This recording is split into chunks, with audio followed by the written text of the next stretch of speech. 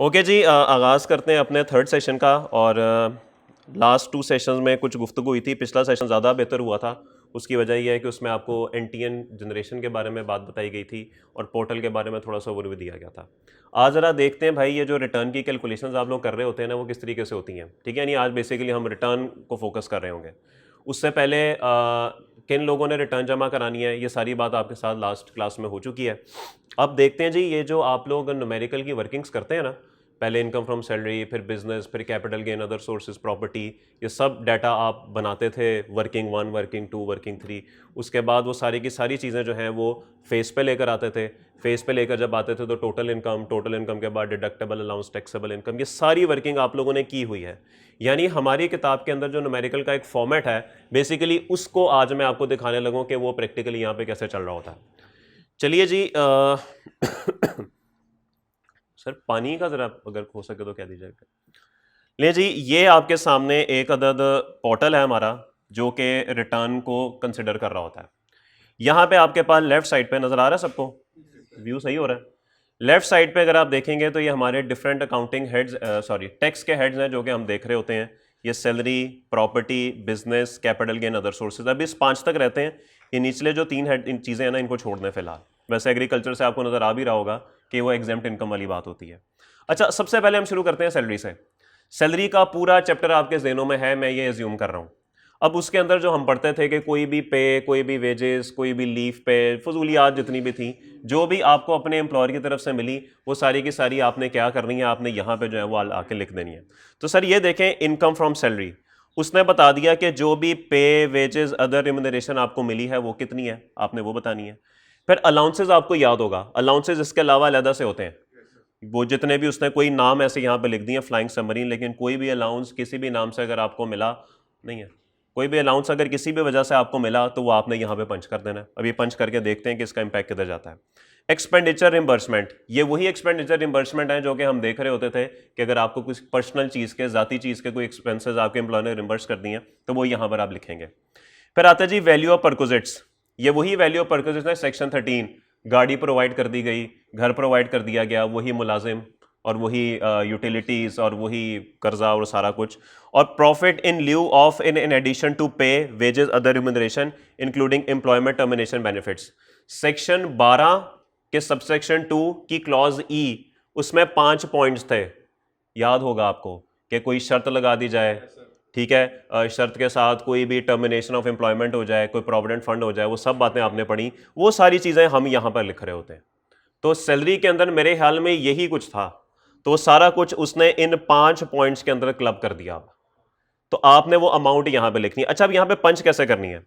मिसाल के तौर पे हम एज्यूम करते हैं एक शख्स की सैलरी है जी साल की ₹1,00,000, तो उसकी 12 महीनों की 12 लाख हो गई। तो यू विल राइट, आपने 12 लाख के टोटल अमाउंट के नीचे बस लिख देना। आगे ये छोड़िए क्या लिखा हुआ है, इसके बारे में भी बाद में बात करते हैं, ठीक होगी बात। उसके बाद अलाउंसेज हैं जी। लेट्स अज्यूम आपको कोई हाउस रेंट अलाउंस मिल रहा है 20,000 पर मंथ, तो ये 240 हो गया, आप 240 लिख देंगे इधर। उसके बाद कोई एक्सपेंडिचर रिम्बर्समेंट, आपका कोई पर्सनल एक्सपेंडिचर है जो कि एम्प्लॉयर रिम्बर्स कर रहा है, 10,000 per month, 1,20,000। Value of perquisite, अब यहां पर वैल्यू ऑफ परक्विजिट में वो कैलकुलेशन खुद नहीं करता, ये कैलकुलेशन आपको मैनुअल करनी पड़ेगी। जैसे अगर आपको कोई गाड़ी प्रोवाइड हो गई है तो यहाँ पे कोई ऐसा मैकेनिज्म नहीं है कि आप पहले पर्पस डिफाइन करें कि जी ऑफिशियल है, पर्सनल है, या दोनों है, या फिर वो कहे कि बताओ कॉस्ट पे है कि उस पर फेयर मार्केट वैल्यू पे है। ये कैलकुलेशन आपने खुद कहीं एक्सेल पे जाके या किसी पेपर पे जो है वो करनी है। तो जब आप वो कैलकुलेशन कर लेंगे तो जो भी अमाउंट आपकी आएगी वो अमाउंट आपने यहाँ पे जस्ट पंच कर देनी है, 50,000, ठीक होगी बात। और लास्ट में अगर कोई भी आपको पेमेंट इन ल्यू ऑफ और इन एडिशन टू पे मिली है, वो अमाउंट आपने यहां पे लिख देनी है 20,000। तो ये इस तरीके से आपका ये पोर्टल जो है वो पंच हो जाएगा। जब ये पंच होगा तो अभी देखें, अभी तक कुछ भी नहीं हुआ, अभी तक कुछ भी नहीं हुआ। You will have to press calculate. जब आप ये कैलकुलेट दबाएंगे ना तो आपके लास्ट कॉलम में ये अमाउंट आ जाएगी, और यहां पे जरा टोटल उल्टे तरीके से चलता है। इस रिटर्न्स में टोटल नीचे नहीं होता बल्कि टोटल ऊपर होता है, ठीक है। तो ये 1630 आपको पता लग गया कि 1630,000 टोटल। तो 16,30,000 आपकी जो वर्किंग 1 थी इनकम फ्रॉम सैलरी, उसका टोटल आ गया। जो वर्किंग 1 करते थे ना इनकम फ्रॉम सैलरी, उसका टोटल आ गया 16,30,000। चले अब चेक करते हैं 16,30,000 पे टैक्स कितना होता है। Table 1, table 2? टेबल 2 टेबल 2 लगेगा, टेबल 2 लगेगा ना, सैलरीड इंडिविजुअल है उस पर तो टेबल 2 लगेगा। अब उस पर टैक्स तो चले ज़बानी में से किसी को याद नहीं है। ये कंप्यूटेशन जो है ना, ये असल में है बड़ा भयानक किस्म का टैब। इसके अंदर ना आपका सारा अमालनामा होता है, जो न्यूमेरिकल का चेहरा है ना असल में वो कंप्यूटेशन में मिल रहा होता है। तो जब आप इसको ओपन करेंगे ना, आपको वो देखें वही न्यूमेरिकल का चेहरा मिलेगा। Salary, property, business, other sources, agriculture income, वो आ गया जिसका सबको इंतजार था। Share in tax income from AOP, पढ़ेंगे इसको भी देखेंगे ये क्या चीज है, लेकिन ये सब बातें ना आपने पढ़ी हुई हैं कहीं ना कहीं, आपकी नजरों से गुजरी हुई हैं। टोटल इनकम, टोटल में से डिडक्टेबल अलाउंस माइनस होता है तो टैक्सेबल आ जाता है, यही पढ़ा हुआ है ना। तो देखिए सब कुछ वैसे ही बना हुआ है, यहाँ पे भी वैसे ही बना हुआ है। उसके बाद टैक्स चार्जेबल, नॉर्मल टैक्स, ठीक है ये टैक्स ही होता है। फिर फाइनल टैक्स की इनकम्स, याद आया कुछ? ये छोड़ दें, ये WWF ये वैसे ही आप कंपनीज पे अप्लाई होता है, अप्लाई नहीं होता। टैक्स रिडक्शंस क्या होता है मेरे भाई, कोई बता सकता है? नो नो, टैक्स रिडक्शंस क्या होता है? पढ़ा हुआ है आप लोगों ने? पढ़ा हुआ है? नो, पढ़ा हुआ है आप लोगों ने? ये सब ने पढ़ा हुआ है।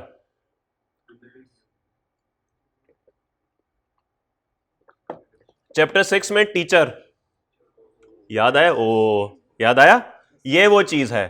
तो न्यूमेरिकल के फॉर्मेट में ना आपको ये चीज मिलती नहीं है, कहीं कहीं पे नहीं है ना टीचर का डिडक्शन। लेकिन आप देखें कि प्रैक्टिकल रिटर्न के अंदर वो जब टैक्स लायबिलिटी कैलकुलेट कर लेता है तो टैक्स क्रेडिट्स कैलकुलेट करने से पहले वो उसको लेस करता है। और शायद वर्बली भी आपको ये बात बताई गई होगी कि अगर पेपर में आ जाए तो इसको टैक्स क्रेडिट से पहले और टैक्स लायबिलिटी के बाद आपने माइनस करना है। ओके, उसको यहां पे माइनस करना है। फिर आगे टैक्स क्रेडिट, ये सब छोड़ दें, ये आपके फिलहाल कोर्स में नहीं है। इसमें से सिर्फ एक टर्नओवर टैक्स है 1.25%, जो कि आपने शायद सेक्शन 113 पढ़ लिया हो, ये वो चीज़ है। आगे जितनी भी चीज़ें हैं ये आपको नहीं पता सवाए इसके। 7E कैपिटल गेन, ठीक है। बहरहाल ये इस सफ़े पे पूरी बात करेंगे डिटेल से। हम फिलहाल आते हैं जी कि जो हमने वर्किंग की थी उसके चेहरे पे हमें 16,30,000 ये नज़र आ गया। और ऐसे ही आप करते थे कैलकुलेशन में, वर्किंग पूरी बना के बैकएंड पे, और फ्रंट पे आपको ये चीज़ नज़र आती थी। ये बेसिकली आपके न्यूमेरिकल का चेहरा है भाई, this is the face of your numerical. Clear होगी बात? ओके। उसके बाद आते हैं जी टैक्स पे। ये देखिए टोटल इनकम आ गई 16,30, कोई डिडक्टेबल अलाउंस नहीं है, टैक्सेबल इनकम 16,30। और भाई उसने देखे टैक्स जो निकाला वो 68,750 निकाला। अब अगर आप में से किसी के पास कोई टैक्स की किताब है अगर अभी, तो जरा 1 मिनट लगा के वो टेबल 2 लगा के देखे 16,30,000 पे इतने टैक्स बनता है किसी के पास के नहीं? सब मेरे जैसे हैं? अच्छा है, जरा चेक करें देखें बनता है कि नहीं। कोई कंप्यूट करने की कोशिश करें, आता है कंप्यूट करना कि फंस गए फजूल में? आता है कंप्यूट करना? जरा कंप्यूट कीजिएगा 16,30,000 पे कितना बनता है, बल्कि मुझे ही बताएं। दिखाइए किताब। इस किताब के हालात भी कुछ मेरे जैसे हुए हैं, तितर बितर हुई हुई है। ओके जी, 16,30,000 टेबल 2 होता है ना मेरे भाई? हाँ, मुझे याद रखने की जरूरत ही नहीं है, मेरा कौन सा पेपर है। अच्छा जी, हम फॉल करते हैं सीरियल नंबर 3 में, तो करें जी जरा। 4,30,000 का 12.5%। अब कहेंगे कैलकुलेटर भी नहीं है, मोबाइल तो है ना, वो तो हमेशा है, हम हो ना हो मोबाइल तो होगा। 12.5% इंटू 4,30,000 और इसमें प्लस कर दें 15,000, 68,750। क्या ये बना हुआ है? क्या ये बना हुआ है? तो इसका मतलब है ये ठीक कंप्यूट हुआ है। तो भाई अब देखें, आपने कहीं पे टैक्स कंप्यूटेशन नहीं की, टैक्स कंप्यूटेशन सिस्टम ने खुद की है। इस सिस्टम के बैक एंड पे ये सारे टेबल सारा कुछ इंटीग्रेट हो चुका हुआ है, आपने इसमें से कुछ भी नहीं करना होता। कई बात आपको समझ आ गई? और सैलरी के टैब तो वैसे ही बड़ा मासूम सा है, सैलरी का चैप्टर भी माशाल्लाह बड़ा मासूम सा है, उसमें है ही कुछ नहीं। तो देखें सिर्फ 5 चीज़ें हैं, आपने सिर्फ 5 चीज़ें यहाँ पर लिखनी है, और 5 चीज़ें लिखने के बाद ऑटोमेटिकली आपका टैक्स कंप्यूट हो जाएगा। और बल्कि एक चीज़ सॉरी मैं आपको यहाँ पर दिखाना भूल गया कि ये जो आपका 68,750 का टैक्स है, अगर आप एंड पे आएंगे तो यहाँ पे आपको नज़र आएगा एडमिटेड इनकम टैक्स। ये एडमिटेड इनकम टैक्स क्या होता है? ये वो होता है टैक्स पेबल टू गवर्नमेंट, जब हम निकालते हैं ना लास्ट में टैक्स पेबल टू गवर्नमेंट, ये असल में वो चीज़ होती है। और अगर कोई टैक्स ऑलरेडी कट चुका हो, जो आप ऊपर माइनस करते हैं, वो जो एम्प्लॉयर ने काट लिया होता है, वो बेसिकली आपको नजर आता है इस विद होल्डिंग इनकम टैक्स में। ये भी यहाँ पे ना प्लेस करके तो मैं आपको बताऊंगा जब इस टैब की बारी आएगी।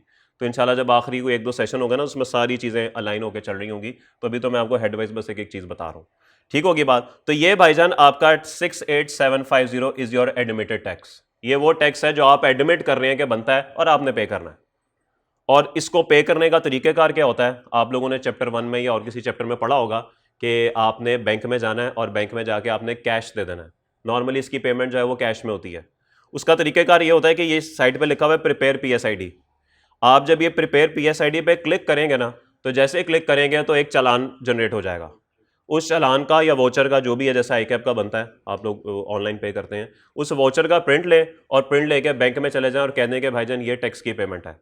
वो बैंक में इस चालान को जो है वो एक्सेप्ट करेंगे, पेमेंट अपने पास रिकॉर्ड करेंगे और उनके पास सिस्टम में भी एक ऑप्शन मौजूद होती है जिसको जब वो ओके करेंगे तो आपके यहाँ पे ये टैक्स जो है वो नजर आना शुरू हो जाएगा। बेसिकली ये नजर आना शुरू होता है यहाँ पे, ये जो पेमेंट लिखा हुआ है ना टैब के ऊपर, ये देखें, ये सबसे ऊपर, आप जब यहाँ पे क्लिक करते हैं ना तो यहाँ पे आपको नजर आना शुरू हो जाता है। अभी देखें यहाँ पे कोई ऐसी पेमेंट नहीं है जो हमने बैंक में जमा कराई हो।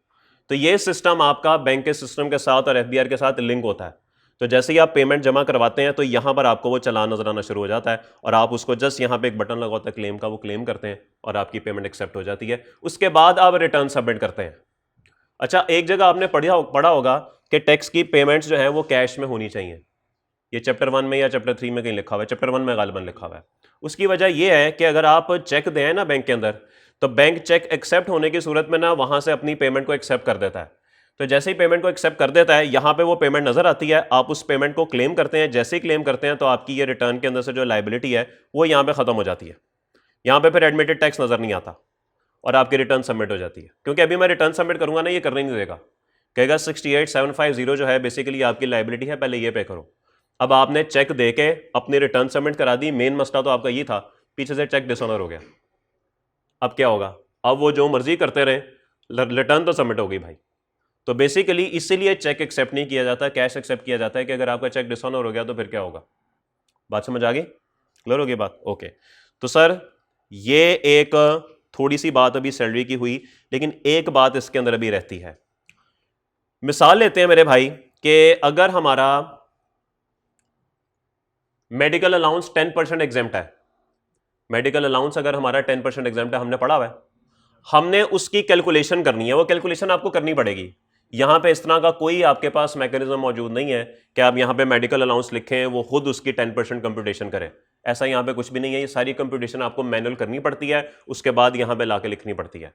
पता ये लगा कि ये जो 2,40,000 का अलाउंस है ना, इसके अंदर से मिसाल के तौर पर एग्जेम्प्ट है, उसका कैसे, क्या यहां पे फिर मैं 1,40 लिख दूं? क्या मैं यहां पे 1,40 लिख दूं?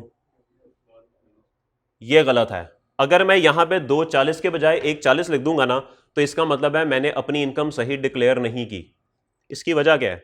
इसकी वजह यह है कि असल में तो मेरे पास 2,40,000 आया ना।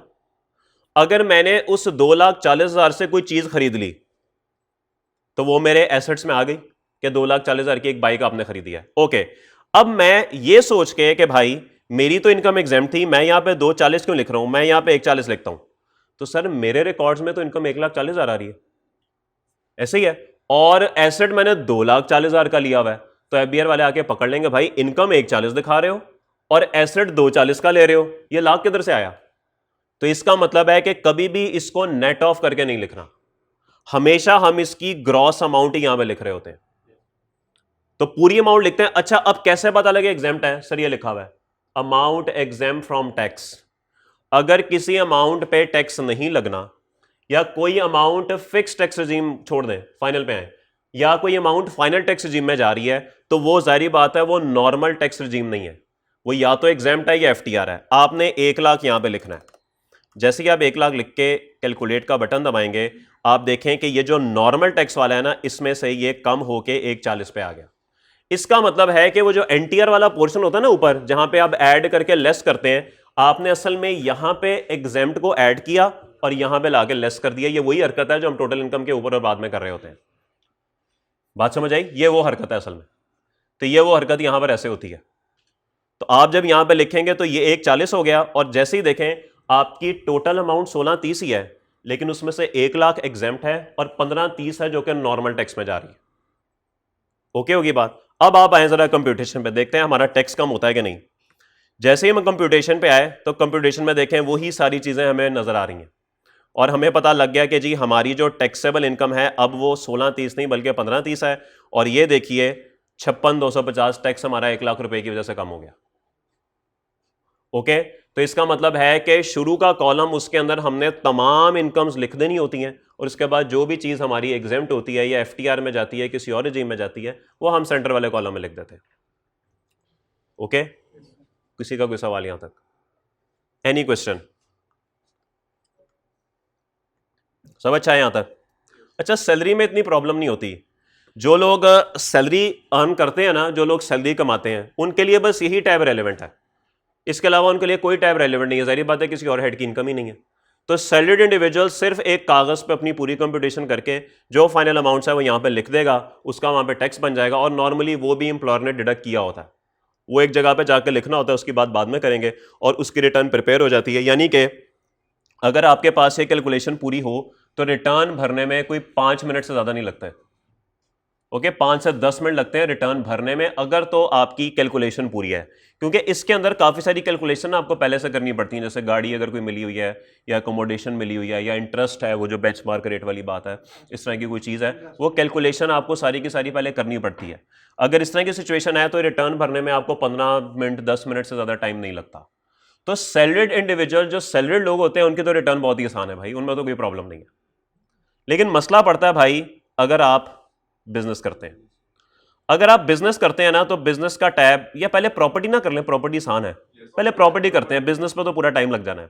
प्रॉपर्टी पे आते हैं, बिजनेस का टैब ऐसे मुश्किल है काफी। प्रॉपर्टी पे अगर आप आएंगे तो प्रॉपर्टी भी एक आसान टैब है, और प्रॉपर्टी में अगर आप देखेंगे तो यहां पर आपको नजर आ रहा है जी receipts from property.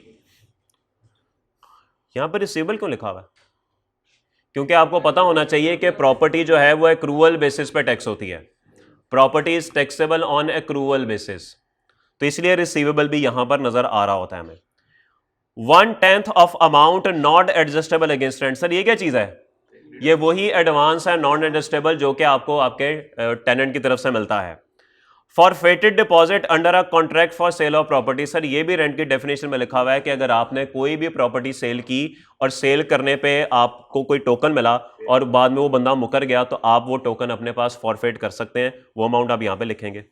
Recovery of unpaid irrecoverable rent allowed as deduction. ये क्या चीज है?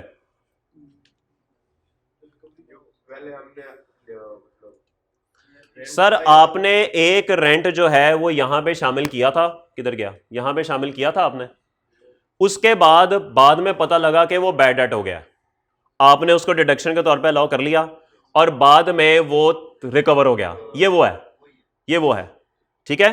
वो कौन था? इंसान बनो। Okay, unpaid liabilities exceeding 3 years. ये वो चीज जो एंड पे हमने पढ़ी थी कि अगर आपकी कोई खर्चा लायबिलिटी की पेबल की बेस पे माइनस करने दिया गया है, तो अगर तो वो पेबल की बेस पे माइनस करने दिया गया है, 3 साल तक पे करना है, अगर नहीं पे किया तो एड बैक, तो ये वो एड बैक वाली ऑप्शन है। तो सर एफबीआर ने माशाल्लाह अपने निजाम पूरे रखे हुए हैं, ठीक है, किसी चीज की आपको कमी नहीं है। अगर आप ये कहेंगे ना जी हमें सहूलत नहीं है, आप लोग चैप्टर 3 पढ़ते हैं, या चैप्टर जो कैनस नहीं है तोपें टैक्स की, वो जो क्या नाम है, एडम स्मिथ नाम था भाई साहब का, एडम स्मिथ साहब ने जो उनके शागिर्दों ने जो कहा था कि बड़ा सिंपल होना चाहिए, तो सर इट्स वेरी सिंपल, क्या मुश्किल है इसके अंदर, अमाउंट ही लिखनी है ना, तो बस लिख दें। ये सिर्फ हमारे ऊपर डिपेंड करता है। कौन से वाउचर? कोई वाउचर वगैरह दिखाना पड़ता होगा कि नहीं, वो बाद में, नहीं, फिलहाल कुछ नहीं, रिटर्न भर के जमा करा दें, वो तो बाद में जब ऑडिट खुलेगा, झगड़ा होगा, तब होगा। चैप्टर 16 सेक्शन 177, आपके घर एक खत आएगा, खत खोलेंगे आप तो उसके अंदर से लिखा होगा हम एफबीआर की तरफ से गुफ्तगू कर रहे हैं, माशाल्लाह आपका इनाम निकल आया, और इनाम में आपका ऑडिट होगा। ओके, तो ये चीज़ है जो आप उसके अंदर होगी। खैर एनीवेज, यहाँ पे हम वैसे ही 12 लाख रुपया साल का रेंट यहाँ पे डालते हैं, और देखें एक जादू होगा यहाँ पे वो सॉरी, ये अब आएगा नजर जादू। ये देखें, ये क्या हो गया एकदम से, ये कहां से आ गया, ये कहां से आ गया, ये किधर से आया? मैंने ये तो किया ही नहीं 240, ये किधर से आया? ये किधर से आया है भाई, ये किधर से आया है? याद आया 20%? सवाल में गिवन हो या ना हो, जितना मर्जी हो, 1/5 माइनस कर दो, इधर तो आ ही नहीं रहा, 1/5 माइनस कर दो, ऐसे ही है। तो सर ये वही चीज है जो आपको पढ़ाई जाती थी कि अन्य वाह ब्लाइंडली माइनस कर दो, चाहे सवाल में गिवन हो या ना हो, ज्यादा हो कम हो, तो आपने माइनस कर देना है। तो सर इसी वजह से यहां पे भी इजाजत है, ऑटोमेटिकली आ जाता है। और देखें ये सेल फ्रीज है, आप कुछ नहीं कर सकते इसको, you can not do anything. आप इसको कम ज़्यादा कुछ नहीं कर सकते। शायद लॉन एक बेनिफिट दिया हुआ है, रिपेयर होना हो मेरी तरफ से इजाज़त है। ओके, उसके बाद बाकी वही तमाम चीज़ें सेक्शन 15A के खर्चे जो आप लोगों ने पढ़े हुए हैं आपके जहनों में आएंगे। इंश्योरेंस प्रीमियम है, local rate, tax charge, cess, जिसके अंदर इनकम टैक्स शामिल नहीं होता, बाकी तमाम टैक्सेस शामिल होते हैं। फिर इसके अंदर ग्राउंड रेंट, अब ये कॉन्सेप्ट मुझे बताने की ज़रूरत नहीं है। Profit on capital borrowed for investment in property, share in rental income, rent collection expenditure. अच्छा, वो 4% वाली बात आपको याद है? अच्छा, करके देखें, पता नहीं सिस्टम में ये है कि नहीं, मैंने वैसे आज तक नहीं देखा। हमने पढ़ा था रेंट चार्जेबल टू टैक्स के 4% से ज्यादा ये माइनस नहीं हो सकता। मुझे बताइए 12 लाख का 4% कितना है? हमारा रेंट चार्जेबल टू टैक्स है 12 लाख। 12 लाख का 4% बताइए कितना बनता है? बताइए, कैलकुलेट करके बताइए। सॉरी, 48,000। इसका मतलब है मैक्सिमम मैं 48,000 तक माइनस कर सकता हूं। चले मैं इसको लाख लिख के देखता हूं, मुझे करने देता है कि नहीं। वैसे मैंने आज तक देखा नहीं है, ये चेक करते हैं। इसने मुझे करने दिया है कि नहीं? उसने मुझे 48 में लेके आया। नहीं नहीं, क्यों ये गलत हुआ है?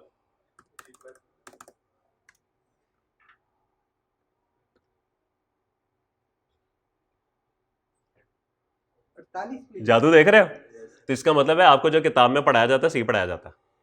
अगर आपको थोड़ा सा शक है ना कि आपको गलत पढ़ाया जाता है तो बिल्कुल ठीक पढ़ाया जाता है। पहली बार ही कर रहे थे? नहीं, ये मैंने आई थिंक पहली दफा किया ये पहली दफा चेक किया, चेक नहीं कभी किया था, लेकिन वो हो रहा है। चले, मेरे लिए भी एक लर्निंग चीज होगी कि यहाँ पे मुझे नजर आ रहा है। यार ये हो जाएगा ऑटोमेटिकली एडजस्ट। ये लाख जो है ना ये वैसे ही आ रहा है, ठीक है, ये लाख वैसे ही आ रहा है, ये सब्जेक्ट टू नॉर्मल टैक्स है, ठीक है। ये एडजस्ट हो जाएगा बाद में, वो पोर्टल के अंदर होगा थोड़ा सा, लेकिन एंड पे जाकर ना एडजस्टमेंट हो रही होगी।